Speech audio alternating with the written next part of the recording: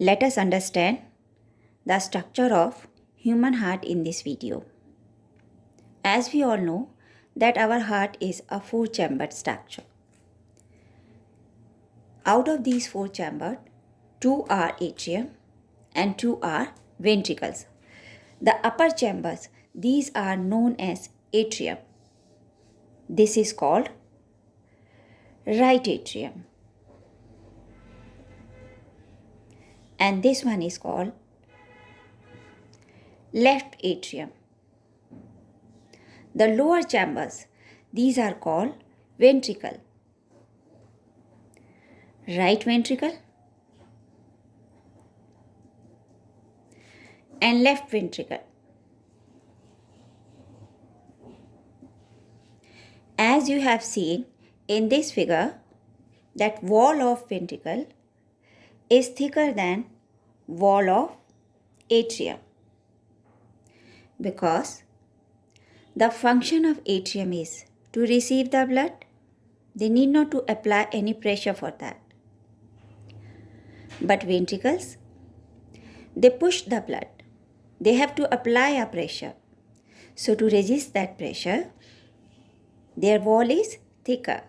And in fact, the wall of left ventricle is thicker than the wall of right ventricle, because right ventricle is pushing blood to aorta that has to supply blood to all parts of the body. So it has to apply a great pressure as compared to the right ventricle. You can see that atrium and ventricle, these are separated by valves. These are called tricuspid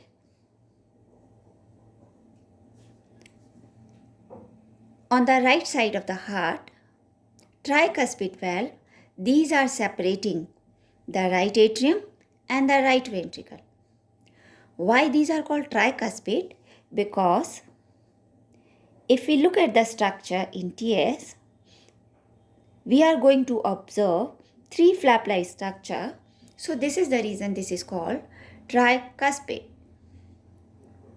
On the other side, on left side of the heart, the valve between the left atrium and the left ventricle are called bicuspid or the mitral valve.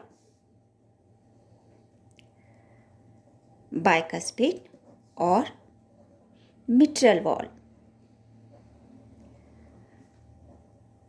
Only two flap-like structures are there, so that is why these are called bicuspid. Whether it is tricuspid or bicuspid, they ensure the unidirectional flow of blood from the atrium to the ventricle, and they prevent the flow in the reverse direction. These valves on both the sides, they are held in position by means of dense connective tissue fibers. These are called chorda tendina. Again I am repeating, chorda tendina, these are made up of dense connective tissue. And these chorda tendina, these are inserted into this myocardium muscles or the wall of the heart by means of papillary muscles. So papillary muscles will hold these chorda tendina attached to the wall. These are papillary muscles. Similarly, at the entrance of the great arteries, the arteries that are carrying the blood from the heart are also having valves at their entrance. These valves are known as semilunar valve.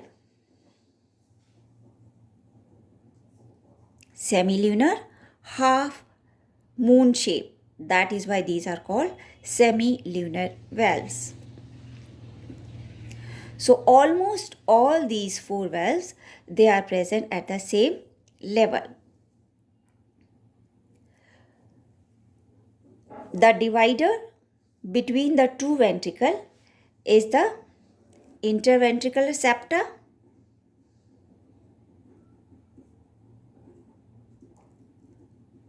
Similarly, between two atrium, it is interatrial septum. Now, the two main veins that are carrying blood towards the heart are superior vena cava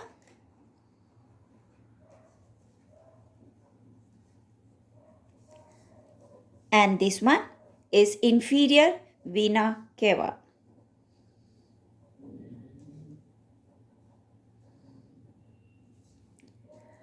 Superior and inferior vena cava, these are carrying the deoxygenated blood to the right atrium. Now this deoxygenated blood from the right atrium is coming to the right ventricle, and when the ventricles contract, this blood goes into pulmonary artery. So this one is pulmonary artery.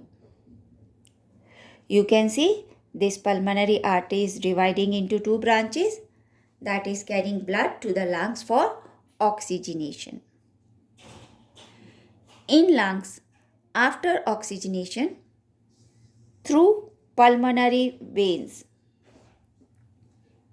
this enter into left atrium. Now this blood is oxygenated through pulmonary veins. Now this oxygenated blood from the left atrium enters into the left ventricles. Now left ventricle will push this blood into the main artery of the body, that is aorta. Our diameter of the aorta is approximately that of our little finger, largest artery of the body.